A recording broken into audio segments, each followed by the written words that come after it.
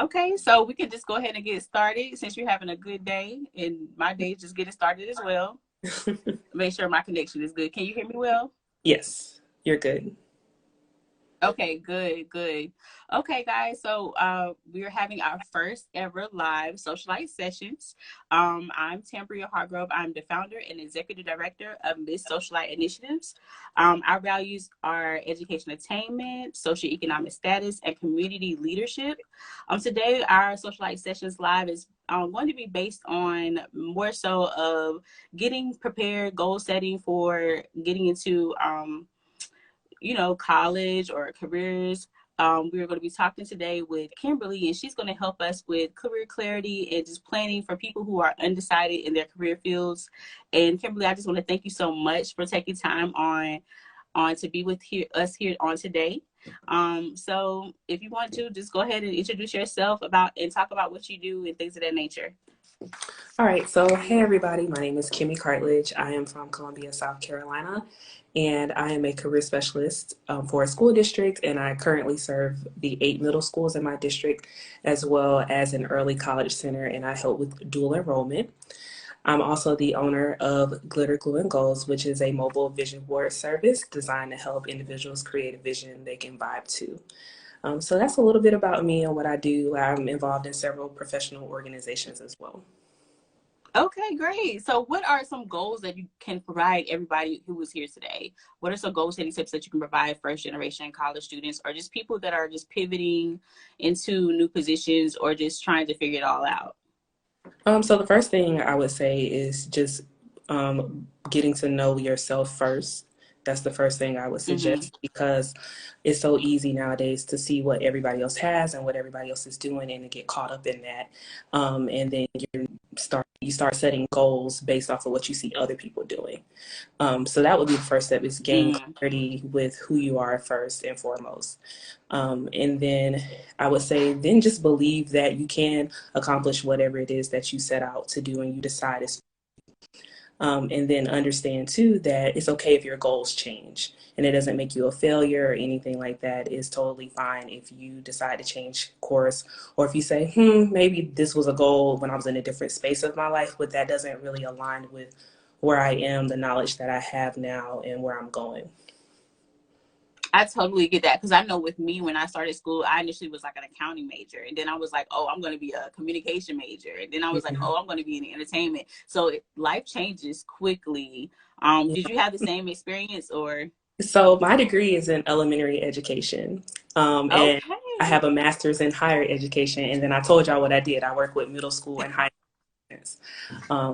So that didn't, my life did not go as planned for me. I was a teacher. I ended Exactly. up leaving halfway through the middle of the year, and then I kind of just went and on this long journey to get to where I am now. And things just kind of fell into place though because I was following what I truly wanted to do and not just saying like, oh, I have to stick to this plan. I went to school for this, or this is what I said I was going to do, and it just didn't work out for me. So I made a change.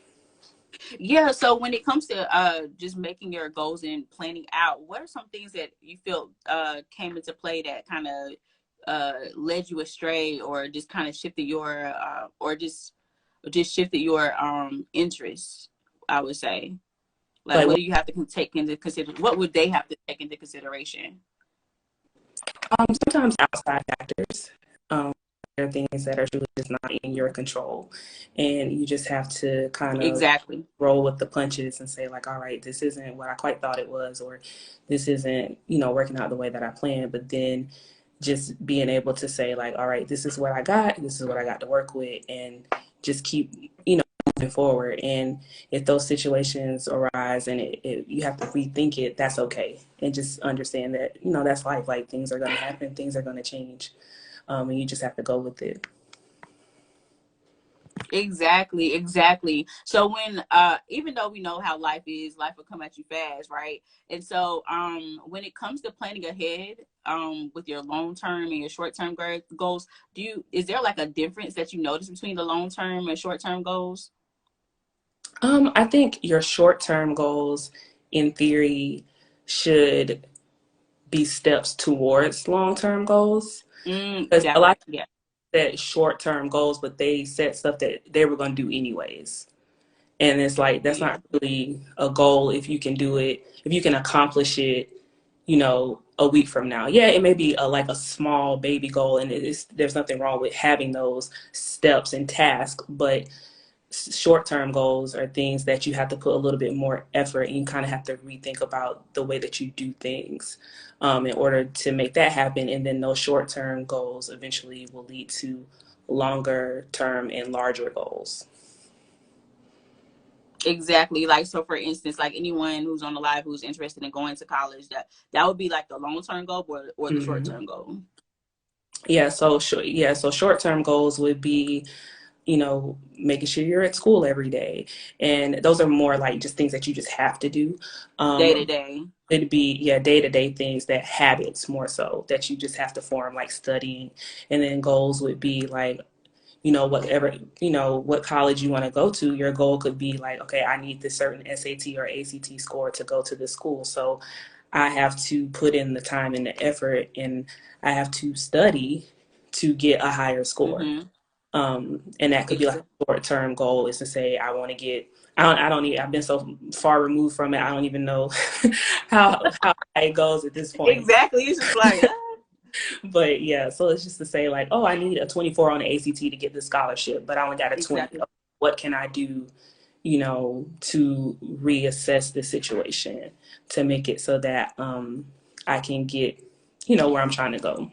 And understand that, it's okay if you don't always hit all of your goals. And it's like, there are other ways. If you're trying to get a 24 just to get a scholarship, there are other ways to get scholarship money. So you just kind Exactly. of thinking about other alternatives, because I didn't have a 24. I had a 23, and I actually missed out on a scholarship because of that. But I still made it through Same school. here.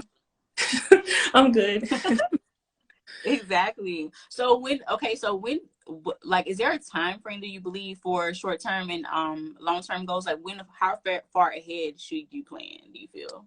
Or Um, is I think it's just situational. I think a lot of Yeah. times where people go wrong with goal setting is they put too much of a time frame on it, that then Mm, it becomes pressure, and it becomes something that isn't really, you're just working against a clock more so, versus just trying to naturally let things happen. mm. Sometimes you have a Oh, long definitely. goal, and you have to just kind of sit it to the side for a second, because something else happens, and you have to make your priority shift. So you have to focus on other goals first, and then you can come back to that long-term goal. So I think it just depends on, Exactly.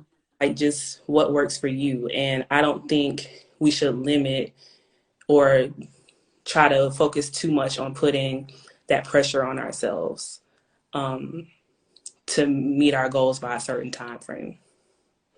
Exactly. Because looking back, I wish I would have took more time, not push myself into the school system and like trying to graduate on time. Actually explore different majors, the majors I really wanted to, like, take my time instead of like trying to race to complete college Mm-hmm. and try to race to complete it on time. And just have more grace and be more patient. So yeah, I do kind of get that. Because we all feel like we're on this time clock or something. So, so how do you feel about having backup plans? I think it's okay. You need to have not necessarily a backup plan, but you need to have options, and you need to have other opportunities that are kind of in your back pocket, I guess. So I guess that is a little bit of a backup plan. And then you need to have an open mind also. So kind of like those O words. And you just gotta, I think you never know what's going to happen. So you have to just always be ready, because you could have a job and then they say like, oh, actually we're cutting your position. And then that's stressful. But then you're like, okay, but I built my network. I have these people, I've accomplished these things. Like, okay, let me just put my time and energy into updating my resume if it's not already updated, which you should keep it updated, just saying. And then um, you just use that as motivation to, find something else. Because for me, in my experiences, things haven't gone as planned, and I've had to like leave jobs unexpectedly and without a backup plan. And yeah, it was, it wasn't necessarily the smartest decision or the best decision, but in that situation, I knew I had to have an open mind and just be ready for whatever was coming my way and take jobs that may not have been what I necessarily wanted to do. But I learned something from every job or every situation that I was in. So I think it's just about being open minded and having options and not being afraid to just go for it. And if it doesn't work out, it just doesn't work out. But just having those options and having opportunities kind of there for you and having an So, open. good. So like when things didn't go as planned, you had to go back and revisit your goals. So there will come a time where you have to revisit your goals Mhm. and re-edit, or I guess re-strategize on how to accomplish whatever that you're interested in accomplishing. So in that process, did you ever consult with like a friend group, or did you have a mentor? Would you recommend having those people around to offer advisement to you? Did you consult with them a lot? So taking it back to my situation when I ended up like leaving my teaching job in the middle of the year, I actually went to a vision board workshop. And Mm, that was kind of the first step. I was just like, let me just go and cut out these magazines and here we go. And then I ended up, it was hosted by some career coaches at the library. And after we were sitting there and I was telling everybody, I was like, oh, yeah, you will be good at this. Or maybe you should look at it like this. Or, have you thought about doing this particular thing? And the career coach was like, and I'm like 23 at the time. And she was like, you're really natural at just like telling people what they, seeing transferable skills and seeing what people need to do. Have you thought about being a career coach? And I was like, I kind of thought about it, but I never really um, ended up in that situation, like just pursued it. So I ended up like a week later enrolling in the course to become a career coach. And one of the career coach that gave me that advice, she ended up being one of my mentors. We ended up on a board organization together, and that's how I met my current supervisor, and that's how I ended up in my current job. So that was a long way to say, like, yes, you should have mentors. Yes, you need to have people that you share your goals and aspirations with, because you don't want to tell necessarily everybody you encounter, or you may that want part. to give like the overall broad vision that you have to people, because people can't help you or give you tools or give you resources if they don't know that you're interested in that. um, Exactly. and a lot of times for me, in my role as a career specialist, I attend a lot of trainings, I get a lot of information. I spend a lot of times as an entrepreneur just grabbing nuggets here and there about stuff that I have no interest in whatsoever, but I never know somebody saying, oh, I'm interested in that person who.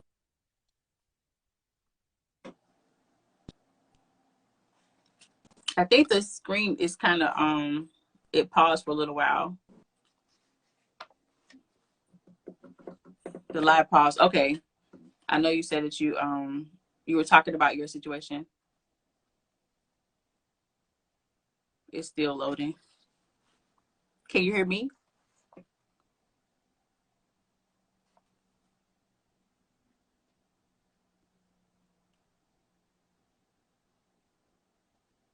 If you can hear me, try to click off and rejoin it, I guess, because it's still loading a little bit.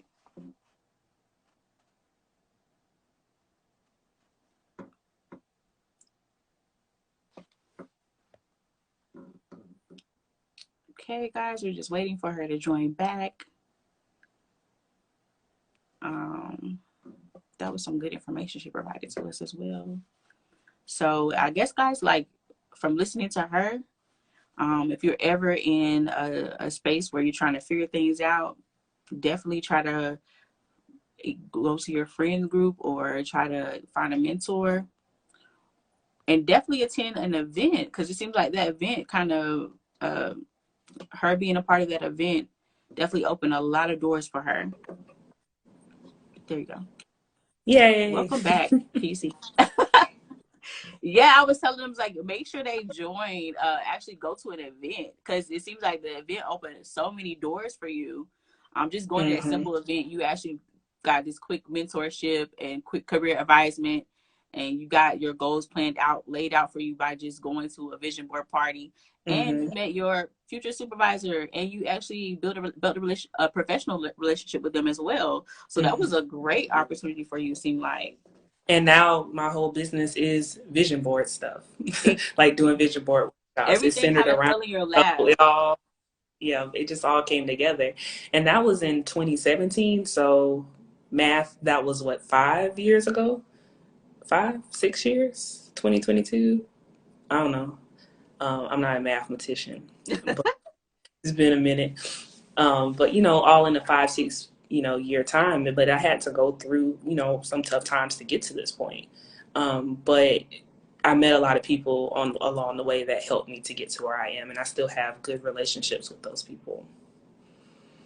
Exactly. And another lesson I've learned is that from what your situation and just from mine and overall, it's just that it shouldn't be as hard. You shouldn't have to fight to do it. Mm-hmm. Once you start fighting to do whatever it is you're trying to do, then maybe you have to think about it a different way. Like how you were telling the girls at the vision board party. Mm-hmm. And You then have to for look at me, I it was from a just asking different mom, like, say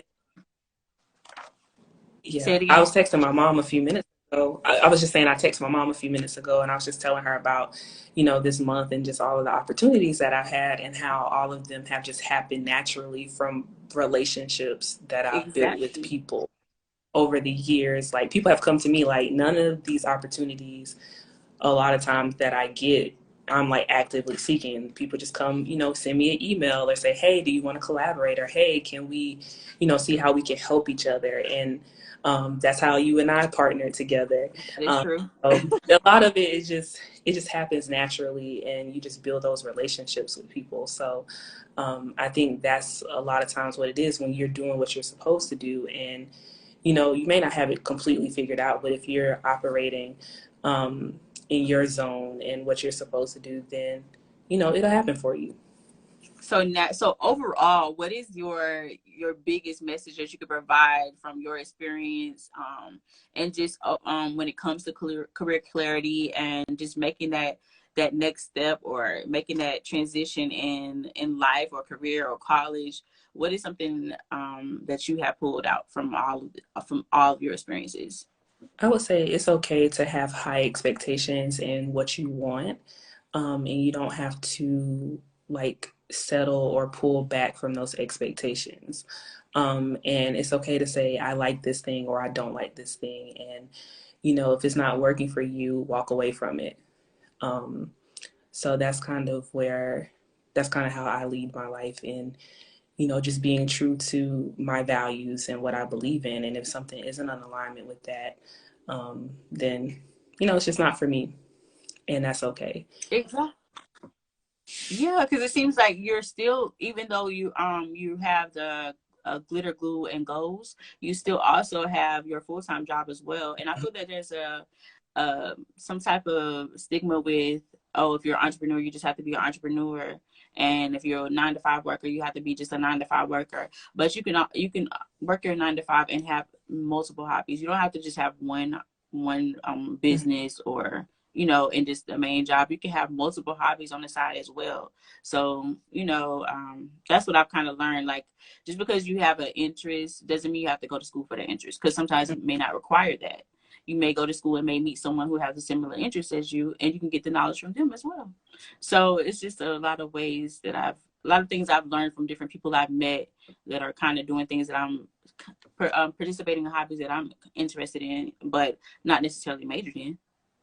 Yeah, exactly. And it's okay to have different interests. And you don't always have to be good at every single thing that you do either in order to enjoy it. You also don't have to monetize everything that you have an interest in.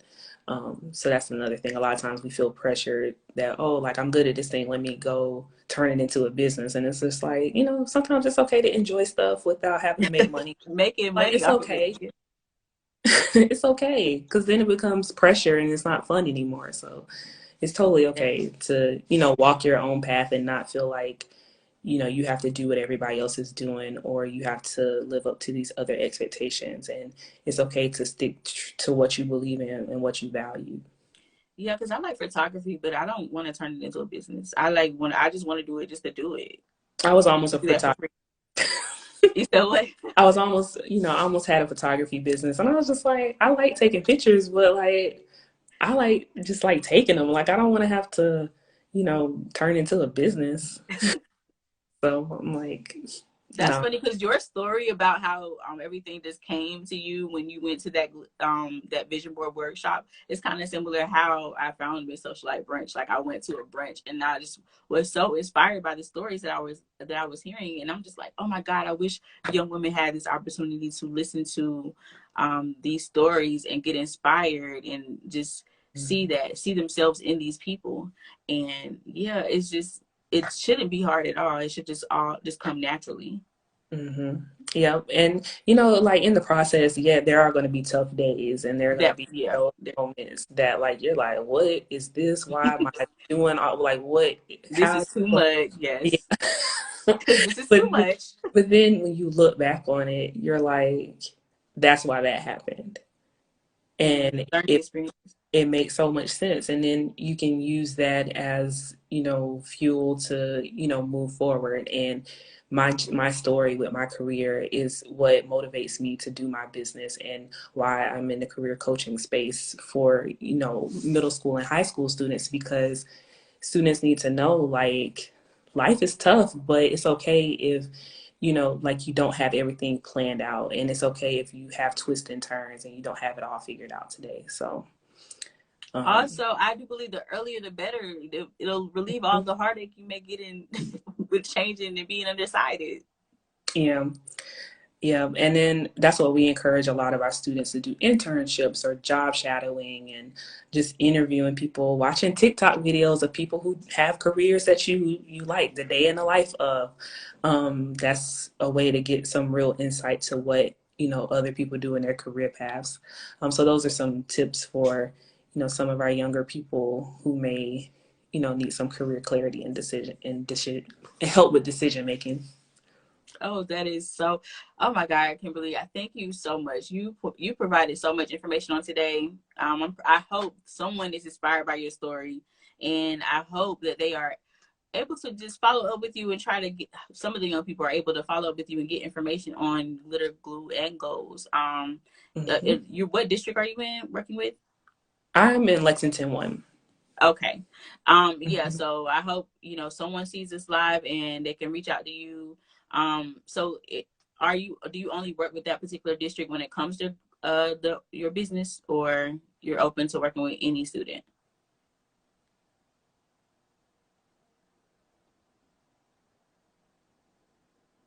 Overlaps because I am a career coach in my daytime I'm job sorry, I and in didn't my business. I missed that whole part. Can you hear me? I missed that whole it kind of went out a little bit. So are you Can you open hear? to working with Yeah, I can hear you now. Are you open to working with just local students or Oh, I'm open to working with anybody. okay. Because like my business is for anybody. So I have an event in Charleston in a few weeks that I'm going to. Oh, good. So Congratulations. uh, so yeah, I'm open through my business. That's what I do. I don't mind coming to people and doing events or doing virtual stuff. I do virtual events all the time as well. Awesome. That is so great. So how can they reach you if they're interested in just gaining more clear career clarity with your help? They can reach out to me at glittergoinggoals.com. I have a form on there that it says vibe with Kimmy, and you can fill that out and I'll get the email and then I can follow up. Okay, that is so awesome. And guys, this concludes the segment, our very first segment for Socialite Sessions Live. Our next segment is at 12 p.m. with Alicia from Alicia's Financial Corner. We'll be talking about financing and budgeting for first generation college students or first generation college students who may be attending college soon. So definitely join us back at 12 p.m. We'll be right here. And again, thank you so much, Kimberly, and I hope you have a good Saturday. All right, thank you for having me. Bye.